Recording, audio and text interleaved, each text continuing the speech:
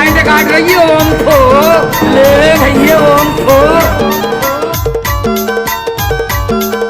DJ Sanju Kumar Gorakhpur डोला वाले।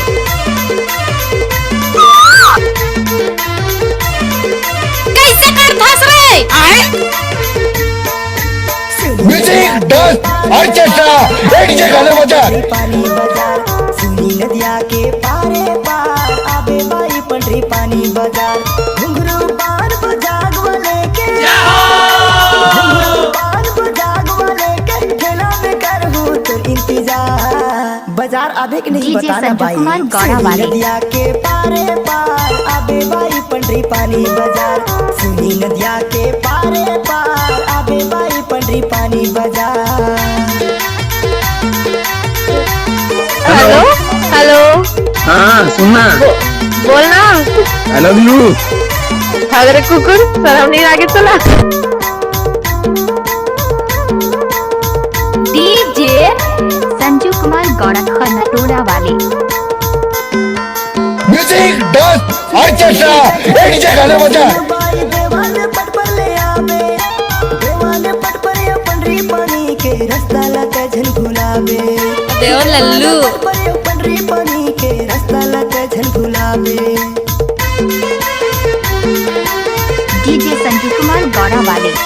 देरी त झन करबे सुन बाई चाड़ा दुरकुटा ले आवे चाड़ा दुरकुटा बल्ला बेटा के रास्ता लगा झन भुलावे चाड़ा दुरकुटा पंडरी पानी के रास्ता लगा झन भुलावे।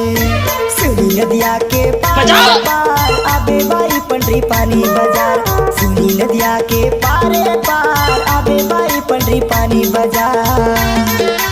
फुर्सत मानस गाड़ी भर मत देबे भाई। हे भगवान नहीं देव कहा तो समझ नहीं आता। चप्पल उतार देत हूँ कहूँ ढकेल के लेकी ठस टाइम लगते ना वो। डीजे संजू कुमार गोरखपुर टोला वाले। ब्रांड है ब्रांड।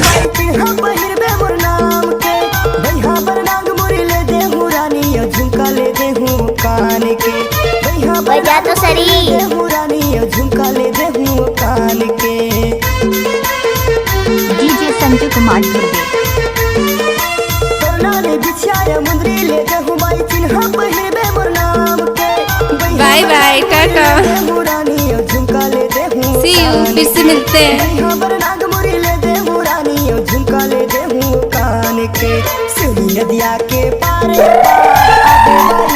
पानी बाजार सुनी नदिया के पारे बीच में ना बोल। पानी बाजार घुंघरू पान बजाग वाले के घुंघरू पान बजाग वाले के करहूं तो इंतजार।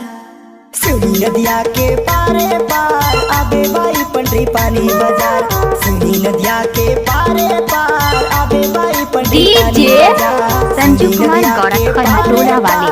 आबे बाई पंडरी पानी बाजार सुनी नदिया के पारे पार आबे बाई आवाज नीचे नीचे नीचे नदिया के पारे पार स्टाइल में बजाना। पंडरी पानी बाजार आबे टपा टप आबे बाई पंडरी पानी बाजार। डीजे संजू कुमार गौड़ा वाले।